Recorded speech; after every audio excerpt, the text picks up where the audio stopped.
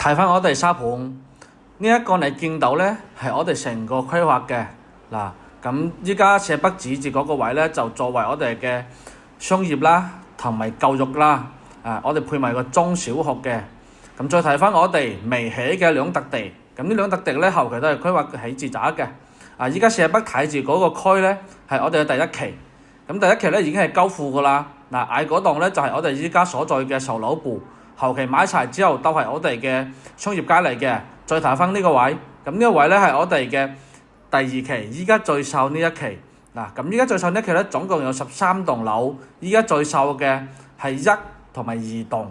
總個面積咧係有79個方同埋89個方，係做3房2廳2衛嘅。咁仲有108同埋119方嘅。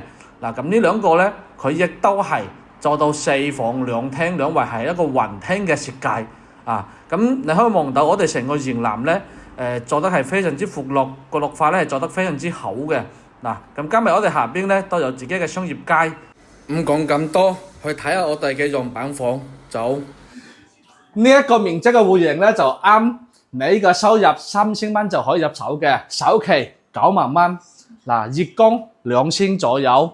帶埋裝修。咁呢個戶型佢係做咗89個方，都係3房2廳2衛。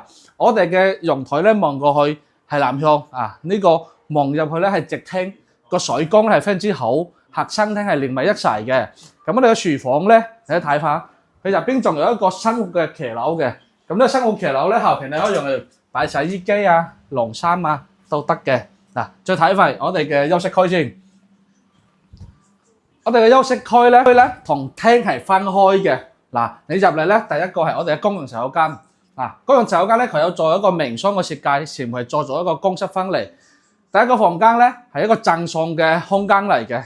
後期你可以用嚟作為一個書房啦。咁第二個房間咧係一個客房嘅設計。後期咧你可以參考我哋嘅板房嚟咁做。第三間就係我哋嘅頭間噶啦。89個方可以做到一個頭間，而且咧個水缸啊，無論你係邊個角落位又好啦，邊一個房間又好啦，佢個水缸咧都好光敏嘅呢個。咁呢個戶型咧9萬蚊就可以上車，月供咧2000到。如果有興趣嘅，call翻阿 King 過嚟睇實景。